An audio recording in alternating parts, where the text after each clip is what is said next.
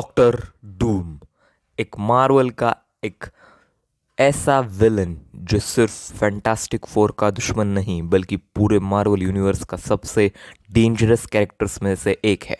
लेकिन डूम का fantastic four से कनेक्शन सिर्फ एक विलन और हीरो की राइवलरी नहीं है, ये कहानी और भी ज़्यादा इंटरेस्टिंग और डीप है।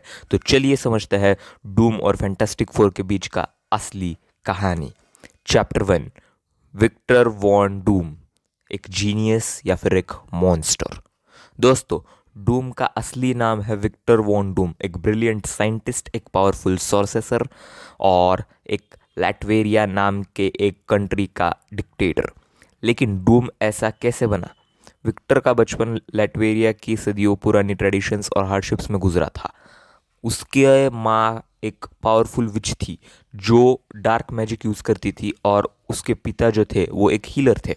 लेकिन एक इंसिडेंट के वजह से उसके माँ की मौत हो गई और डूम ने तभी डिसाइड कर लिया कि वो दुनिया का सबसे पावरफुल इंसान बनेगा।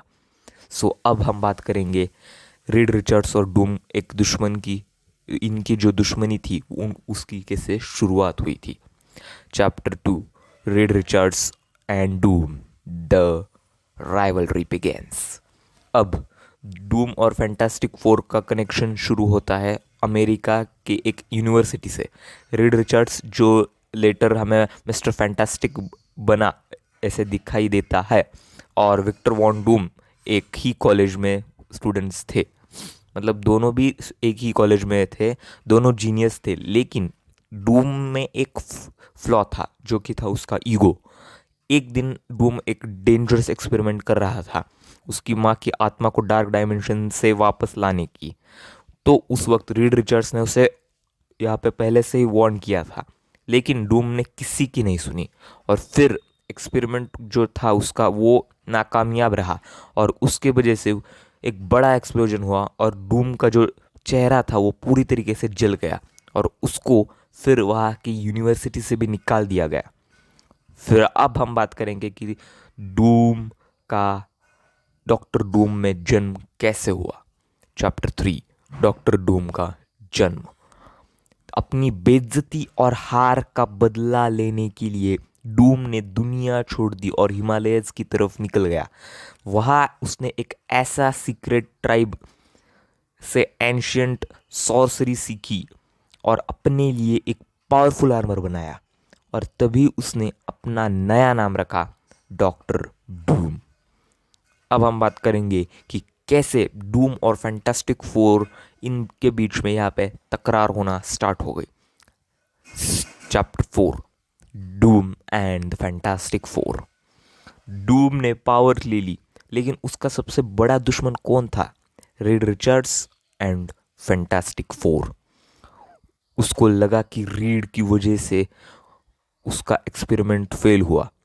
डूम ने लैटवेरिया पे रूल करना स्टार्ट कर दिया और फिर अपने एडवांस टेक्नोलॉजी और मैजिक का यूज़ करके दुनिया पे राज करने का जो प्लान है वो बनाया।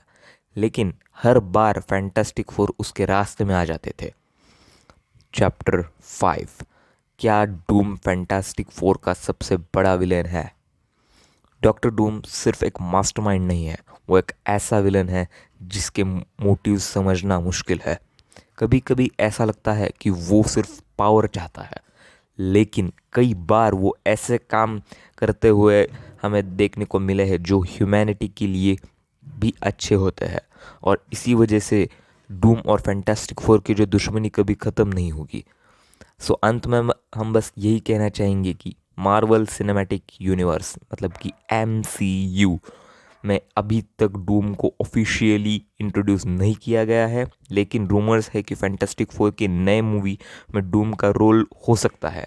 क्या वो MCU का नेक्स्ट थैनोस बन सकता है या फिर एक और बड़ा विलन? ये तो टाइम ही बताएगा, लेकिन एक बात कंफर्म है, डॉक्टर डूम और फैंटास्टिक फोर का जो कनेक्शन है मार्वल यूनिवर्स की सबसे इंटरेस्टिंग राइवलरी में से एक होने वाला है आने वाले टाइम के अंदर। तो आपको क्या लगता है, डूम यहाँ पर MCU का सबसे पावरफुल विलन यहाँ पे बन सकता है? कमेंट्स में बताओ।